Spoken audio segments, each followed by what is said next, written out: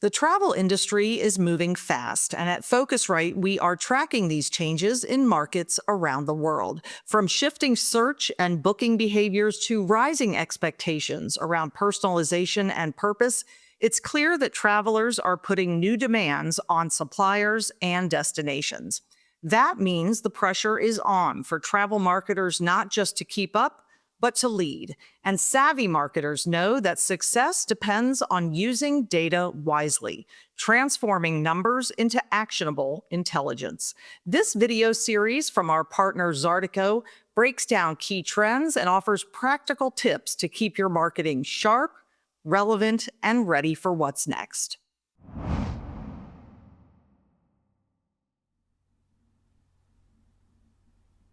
Agencies are under tremendous pressure right now to drive results for their clients.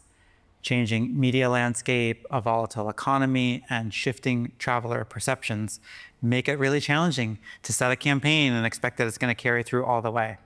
So being able to measure at regular intervals, optimize overperforming and underperforming aspects of a campaign, and then take all that information and use it in the next round of media planning helps to tighten the feedback cycles for an agency, gives them more control, more agency, and ultimately provides greater value to their end customers.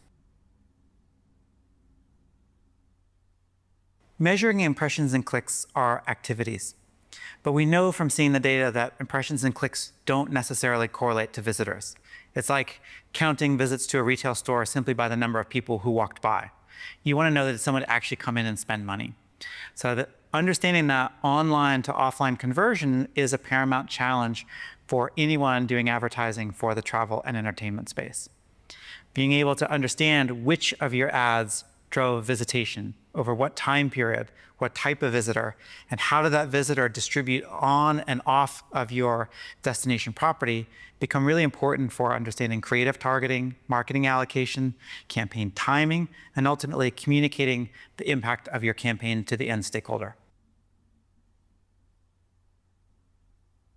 Finding a media optimization tool that's really built for agencies is challenged. There aren't many of them on the market. So some of the things that we encourage you to look for is, one, does it have a live data feed that integrates into your tech stack or your data stack within the agency? That's going to give you automated reporting. It's going to give you the ability to have snapshots to roll up across all of your campaigns. You want to know, is this market performing poorly for one advertiser or for all advertisers because that market's no longer traveling? That gives agencies an edge over someone who's just looking one campaign at a time. That's where data can really provide a competitive advantage for agencies.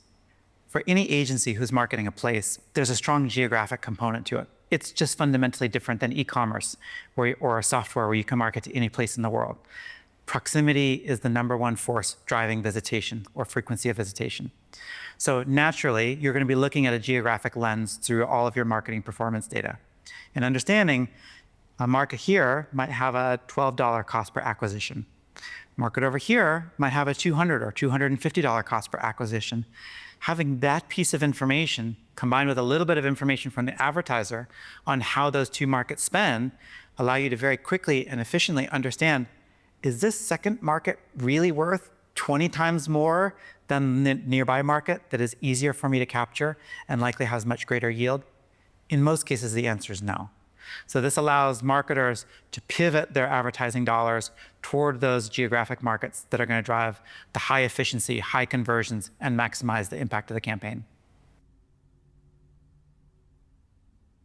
Most online to offline advertising effectiveness is measured through geolocation data. Because they don't have that direct path to purchase like you would have in e-commerce, you're reliant on geolocation data. But there are 3 primary pitfalls that undermine your ability to confidently and completely measure the campaign performance. First is origin markets.